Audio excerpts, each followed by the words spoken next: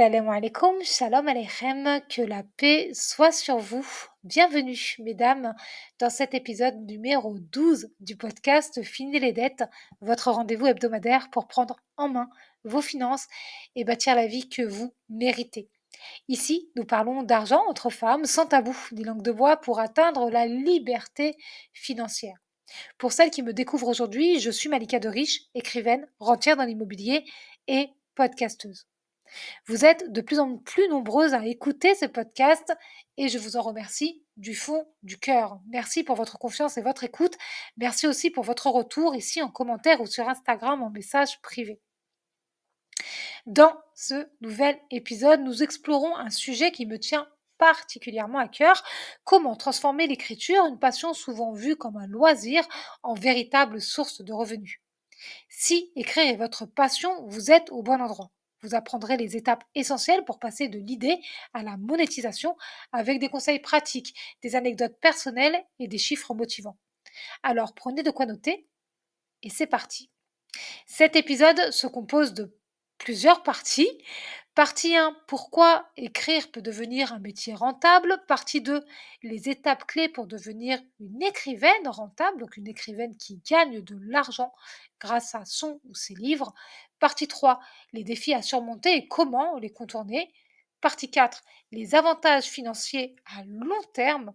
Partie 5, le bilan de l'épisode. Cet épisode a donc 5 parties. Bien entendu, et comme à chaque épisode, je vous invite, mesdames, à prendre des notes. Ce nouvel épisode est riche en enseignements. Si vous voulez transformer votre passion pour l'écriture en revenu récurrent, installez-vous confortablement et c'est parti avec justement la première partie de cet épisode, pourquoi écrire peut devenir un métier rentable. Pendant longtemps, écrire était considéré comme un métier risqué ou réservé à quelques élites, aux plus riches. Mais aujourd'hui, le numérique a bouleversé les règles.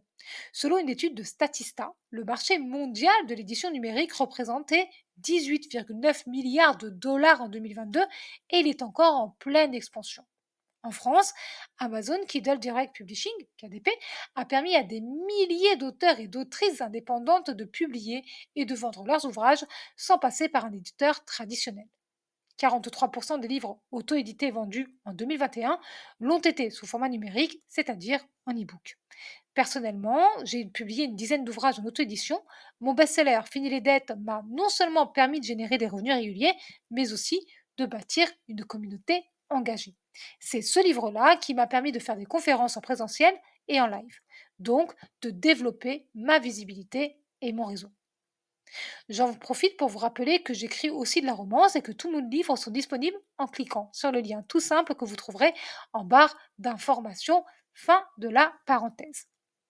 Bien entendu, devenir écrivaine rentable demande du travail, surtout si, comme moi et tant d'autres, personne ne t'a ouvert la porte du monde littéraire. Ce qui nous amène naturellement, à la partie 2 de ce 12e épisode. Partie 2, les étapes clés pour devenir une écrivaine rentable. Petit 1, trouver une niche. Avant toute chose, avant de commencer, demandez-vous de quoi ai-je envie de parler. Fiction, roman, nouvelle, poésie. Non-fiction, développement personnel, finance, cuisine, etc. Manuel spécialisé. Posez-vous la question. La clé est simple. Vous devez identifier un sujet qui vous passionne et qui répond à un besoin ou à une demande. Par exemple, mon livre sur la gestion des finances est né de mon expérience personnelle avec les dettes. J'avais plus de 12 000 euros de dettes. Je voulais et devais trouver une solution. En discutant avec les femmes de mon entourage, je me suis rendu compte que je n'étais pas la seule et à quel point ce qui sortait de la bouche des femmes de mon entourage était une véritable aberration. Elles se comportaient, discutaient et vivaient comme s'il était normal d'être endetté, normal d'être pauvre, normal de n'avoir aucune vision sur l'avenir parce qu'elles galéraient avec l'argent. J'ai donc compris que je n'étais pas la seule dans ce cas-là. Je me suis retroussé les manches, je me suis dit que j'allais trouver une solution et écrire un livre pour expliquer à toutes les femmes qui en ont besoin comment faire pas à pas pour sortir définitivement de l'endettement et commencer à bâtir un matrimoine ou un patrimoine familial. Voilà. Maintenant que vous savez ça, on passe au petit 2 qui est l'évidence quand on est écrivain, écrivaine, c'est écrire régulièrement. Parce que l'écriture est un muscle, il faut le travailler. Fixez-vous un objectif réaliste et à votre portée. Écrire 300 à 500 mots par jour, c'est une moyenne. Certaines feront plus, certaines feront moins. Définissez, mettez-vous un petit challenge et allez-y. Chaque jour, écrivez. Évidemment, planifiez vos chapitres ou votre intrigue. Écrire aussi juste pour le plaisir, je trouve que c'est hyper important. En tant qu'écrivaine, j'ai constaté que j'écris autant pour mes livres, mes romances, mes livres dits pratiques, mais mon contenu sur les réseaux sociaux. Et parfois, je perds un peu de l'envie d'écrire juste pour le plaisir. Mais je m'y efforce. Ça m'aide en fait à rester ancrée dans la vie réelle, à conserver ma belle confiance en moi et à vivre sereinement parce que je mets à plat tout ce qui me pèse, tout ce qui me pèse sur le cœur et au moral. Ensuite, stimulez votre imagination même si vous écrivez un livre dit pratique, comme Fini les dettes, 10 choses à savoir sur la finance islamique ou encore ma routine d'écriture. Par exemple, est-ce que vous saviez que J.K. Rowling a mis 7 ans à écrire Harry Potter à l'école des sorciers? Chaque grande aventure commence par un premier mot. On prend souvent l'exemple de cette écrivaine dont j'ai du mal à prononcer le nom, parce que c'est un véritable succès littéraire, c'est devenu des films, etc. Mais ça a mis du temps. Vous pouvez très bien écrire juste pour vous, ne rien faire lire ou au contraire soumettre vos écrits à une personne de confiance, c'est-à-dire une personne intègre qui ne vous jugera pas et ne se moquera ni de votre passion ni de votre travail. Si vous n'avez pas ce genre de personne dans votre entourage, et c'est fort probable malheureusement, sachez que vous pouvez tout à fait trouver des alphas ou des bêta-lectrices en faisant une recherche simple en ligne. Exposez-leur simplement votre projet, envoyez vos écrits en privé et elles vous feront un retour sincère et constructif gratuitement. Personnellement, j'ai trouvé mes bêta-lectrices sur YouTube. Mesdames, je vous embrasse. Mouah, mouah, mouah. Merci pour votre travail, merci pour votre retour, merci pour votre tolérance, votre gentillesse et d'avoir conservé le secret jusqu'au bout. Voilà. Petit 3, publier intelligemment. 3 options s'offrent à vous. Premièrement, l'édition traditionnelle, qui offre une bonne visibilité, mais c'est très compétitif. Ensuite, l'auto-édition. Là, vous avez une liberté totale et des royalties élevées, environ 70% sur Amazon KDP. Troisièmement, vous avez les blogs et les plateformes. Testez votre contenu sur Wattpad ou Medium pour construire une audience avant de publier un livre. En fait, ça vous permet de vous faire connaître, d'avoir des retours des lectrices et des lecteurs directement et d'écrire régulièrement. Je trouve que c'est une bonne idée. Petit 4, monétisez vos écrits. Votre livre n'est qu'une partie de l'équation. Je répète, votre livre n'est qu'une partie de l'équation. Voici d'autres moyens de générer des revenus. Les ateliers d'écriture. Vous pouvez tout à fait proposer des formations en ligne ou en présentiel. Les conférences pour partager votre parcours en tant qu'autrice. Le merchandising, les t-shirts, journaux, cartes avec vos citations, etc. En 2022, les écrivaines entrepreneurs françaises qui diversifiaient leurs revenus ont gagné en moyenne 30% de plus que celles qui ne vivent que de leurs livres. Là, on pourrait se poser la question, mais Malika, pourquoi tu ne fais pas ça? Parce que je n'ai pas de temps, tout simplement. Si vous avez le temps à consacrer uniquement à vos livres et au merchandising, c'est-à-dire tous les produits qu'il y aurait ou qu'il y aura autour, faites-le. Sincèrement, faites-le. Ça peut vous faire gagner 30% de plus, c'est-à-dire un tiers de vos revenus spécifiques de livres. C'est pas rien. Maintenant, passons à la partie 3, les défis à surmonter et comment les contourner. Parce que c'est bien beau de parler de chiffres, de parler de probabilité de gain, de parler de tout ce que vous allez faire pour écrire votre premier livre, etc. Il y a des défis qui ne sont pas insurmontables, mais qui existent, des espèces de barrières qu'on s'inflige. On va en parler. Premièrement, il y a la peur de l'échec. Sachez que 80% des écrivains débutants abandonnent avant de finir leur premier jeu. Ne soyez pas de celle-là. Pour ma part, je vais presque toujours au bout de mes projets de livres. Mais il m'est arrivé, c'est vrai, de ne pas tous les publier, pour différentes raisons. Ce sont des choses qui arrivent. Je partage ça ici pour que vous compreniez qu'une fois que le livre est écrit, on peut avoir peur de le faire lire et qu'il ne plaise pas. On peut avoir peur de le publier. On peut avoir peur qu'il ne se vende pas. Personnellement, et je n'en ai pas honte, j'ai peur que mes livres ne se vendent pas. À chaque fois que je publie un livre, j'ai peur qu'il ne se vende pas. Ensuite, j'ai peur qu'il ne se vende pas assez. Cette source de revenus que sont mes livres est très importante pour moi car elle me permet d'avancer dans d'autres projets derrière. Et puis, comme beaucoup de gens, comme beaucoup d'autrices, ça me permet de générer au moins l'équivalent d'un SMIC par mois. En tout cas, c'est ce que je désire. Deuxième défi, le manque de temps. Je viens de vous en parler. Planifiez une routine d'écriture et tenez-y fermement. À ce propos, j'ai écrit un livre qui s'appelle tout simplement ma routine d'écriture, dans lequel je vous dévoile toute ma routine d'écriture, celle qui me permet d'écrire partout, autant de temps que je veux et ce que je veux depuis plus de 25 ans.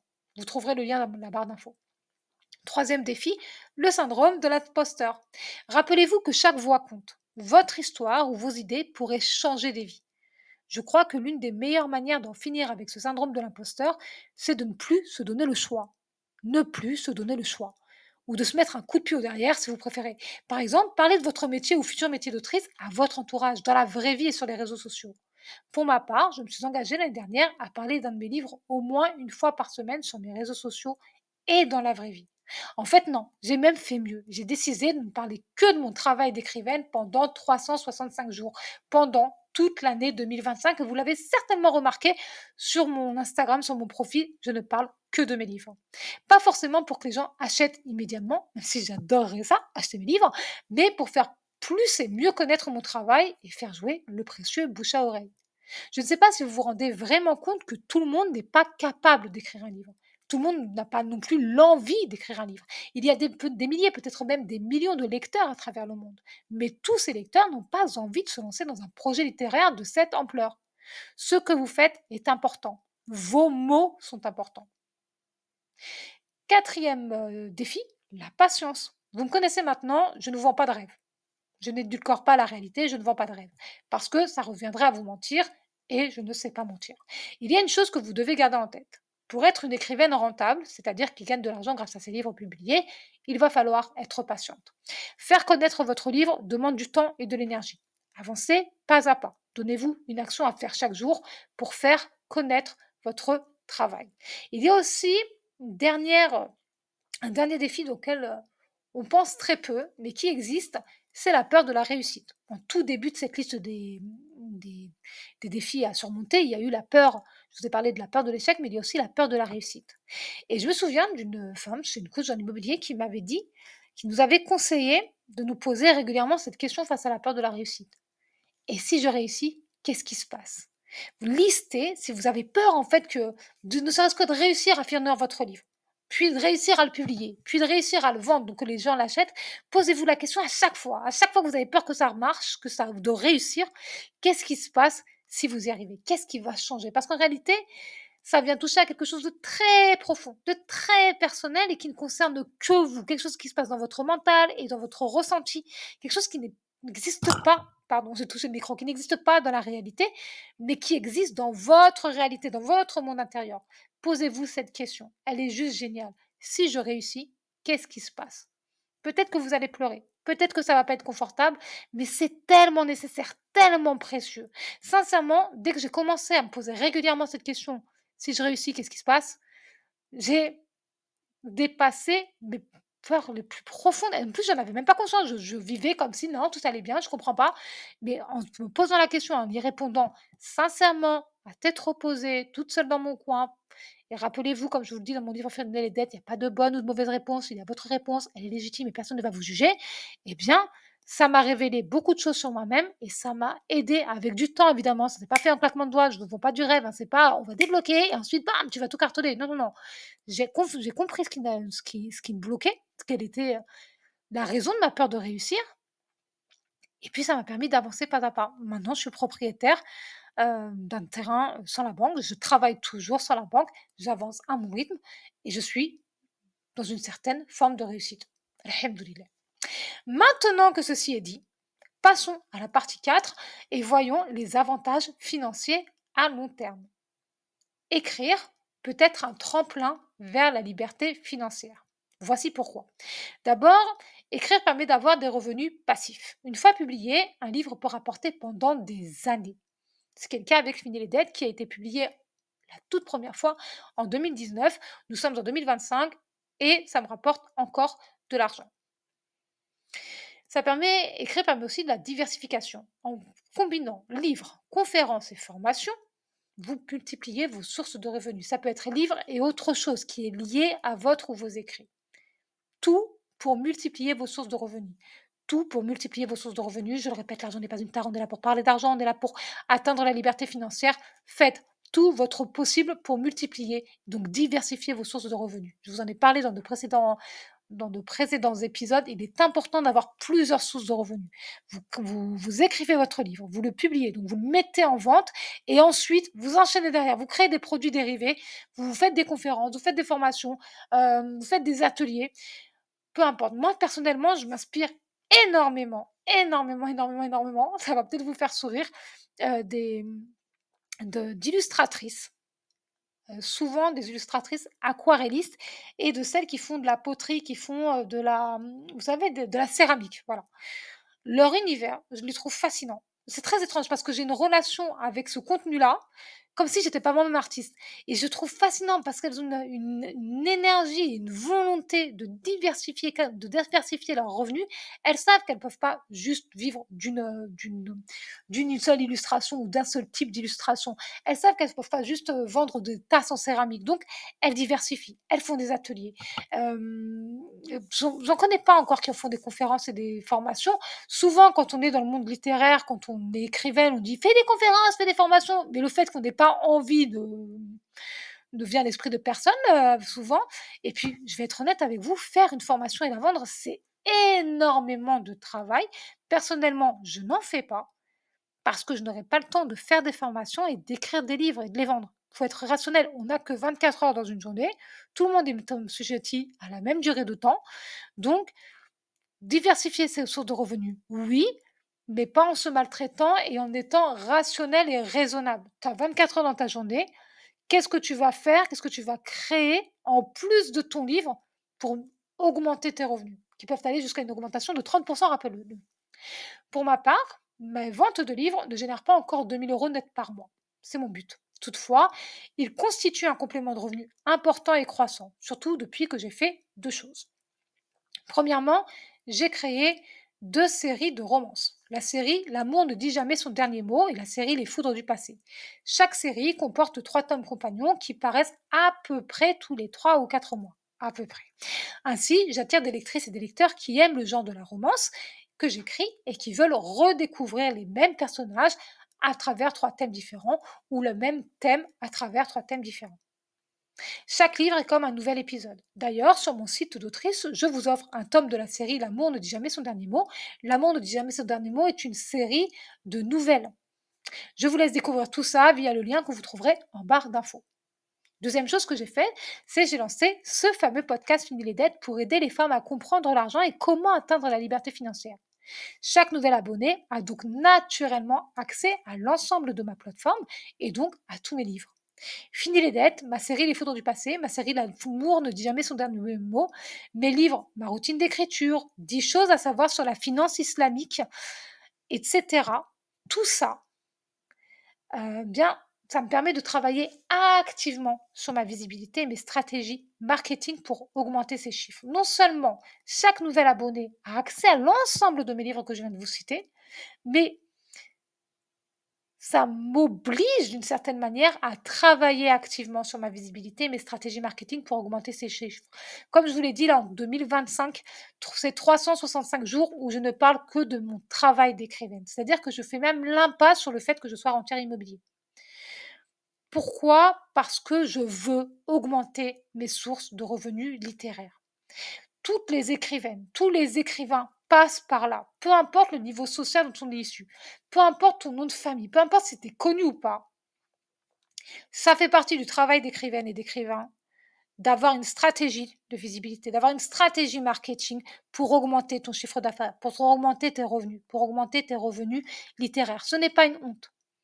Peu importe, même si tu t'appelais Musso, même si tu t'appelais le nom d'une autre grande, grande, grande autrice, dont le nom ne me vient pas en tête, mais elle a un chapeau sur la tête, en haute forme, même si tu étais cette personne, tu bosserais fort pour écrire tes livres, pour les publier ou les faire publier, et pour être visible, pour qu'on sache que ton livre existe, pour qu'on sache que c'est le meilleur du monde, ou au moins le meilleur que tu as écrit, pour que les lecteurs et les lectrices aient envie de l'acheter.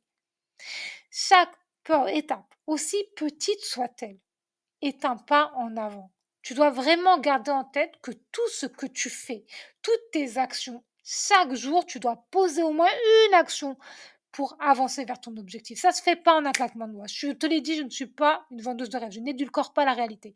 Ça ne se fait pas en un claquement de doigts. C'est un travail de fond, un travail sur le long terme. Un autre point important. Je sais que beaucoup de gens croient que vivre de son métier d'écrivaine n'est pas possible ou que c'est réservé à une élite. C'est faux. C'est faux. Et c'est faux. Et j'en veux pour preuve, excuse-moi, j'en perds la voix. J'en veux pour preuve, l'équipe de l'ICAR, qui est l'école des carrières littéraires en ligne. Les profs ont toutes et tous commencé par un premier livre. Aujourd'hui, les profs et les élèves les plus tenaces, évidemment, vivent très confortablement de leur métier. Si mes souvenirs sont bons, certains profs, certains élèves ont un chiffre d'affaires annuel de 60 000 euros net. Donc, c'est possible. Je me suis formée chez l'ICAR, j'ai fait la formation de devenir écrivain auto-édité pour acquérir les techniques de e-commerce, celles qui m'échappaient, celles que je ne connaissais pas, auxquelles je ne pensais même pas. Et je sais qu'entre la mise en place et les premiers résultats, on compte en moyenne un an. Et ça peut être plus si tu travailles plus lentement. Ce qui en soi n'est pas grave. Je me le répète encore, travailler lentement, travailler à ton rythme, c'est pas grave, c'est factuel. Ça peut être juste pour une période, juste pour un moment donné. Je vais te donner un exemple tout simple. Quand j'étais enceinte, j'écrivais plus que quand le bébé était là. Peu importe lequel. J'ai 3 enfants, ça m'a fait le même effet à chaque fois. Parce que je suis une personne qui, travaille pour maintenant, pour l'avenir. D'accord? C'est ma façon d'être, c'est ma façon, de penser, c'est ma façon de réfléchir et de raisonner. Et là, mes enfants ont grandi et étrangement, je travaille plus lentement, j'écris plus lentement parce que je dois prendre soin de ma santé physique et mentale et que je privilégie ma famille. C'est pas grave, peu importe pardon, ton rythme d'écriture, ton rythme de publication, ton rythme de création d'autres sources de revenus, ce n'est pas grave, l'essentiel c'est d'avancer. L'essentiel c'est de rédiger un livre, de le corriger ou le faire corriger, de le rendre parfait pour la publication et de le publier. Ensuite, faire connaître ton livre, en parler encore et encore et encore. Et à côté de ça, tu écris ton deuxième livre. Vient tout le travail jusqu'à la publication. Et tu en parles encore et encore et encore. Tu l'as compris, plus tu as de livres, plus tu gagnes d'argent. C'est aussi simple que ça. Plus tu as de livres, plus tu gagnes d'argent. Si vous souhaitez en savoir plus sur l'ICAR, je vous mets en lien affilié dans la barre d'infos. Ça ne vous engage à rien, absolument rien. Vous pouvez tout à fait juste prendre les infos. Et si vous achetez la formation, je gagnerai un peu d'argent. Oui, c'est de l'affiliation est une source de revenus supplémentaire. Maintenant, nous arrivons à la partie 5, le bilan de cet épisode. Devenir écrivaine et transformer sa passion en source de revenus est une aventure exigeante, mais extrêmement gratifiante. Si vous saviez ce qui se passe dans ma tête et mon cœur et mon corps à chaque fois qu'une personne achète un de mes livres, à chaque fois que je gagne de l'argent, mais franchement, j'ai l'impression d'être méga riche. C'est bizarre, honnêtement, parfois c'est juste quelques centimes, parfois c'est un peu plus d'1 euro, à part Fini les dettes qui lui me rapporte en moyenne une vingtaine d'euros. Je suis très honnête là-dessus. Fini les dettes, c'est le livre qui se vend, c'est mon livre qui se vend le plus et qui me rapporte le plus d'argent puisque je gagne une vingtaine d'euros sur chaque exemplaire vendu. Donc à chaque fois qu'il y a quelqu'un qui décide d'acheter mon livre, mais c'est la fête dans ma tête. J'ai l'impression d'être Crésus. J'ai l'impression, honnêtement, de faire partie des 1%. J'ai l'impression que je vais aller sur mon yacht et qu'après je vais prendre mon jet privé. Honnêtement, tout ça sans polluer la planète, évidemment, puisque c'est un fantasme. Voici ce que vous avez appris aujourd'hui, mesdames. L'écriture peut devenir une carrière rentable si vous trouvez une niche.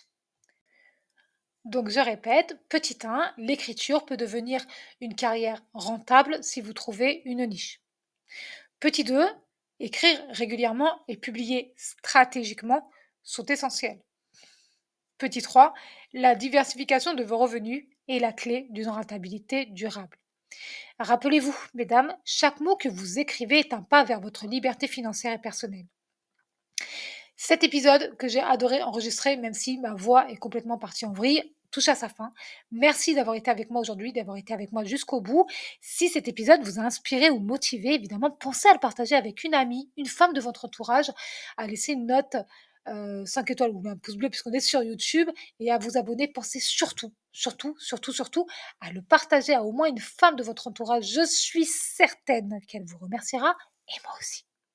Vous pouvez aussi découvrir mon livre Fini les dettes via le lien en description, ainsi que l'ensemble de tous mes livres via le lien tout simple que vous trouverez encore en description. Pardon. Dans le prochain épisode, mesdames, nous parlerons d'un sujet crucial. Immobilier et indépendance, mes débuts comme rentière et tout ce que j'ai appris.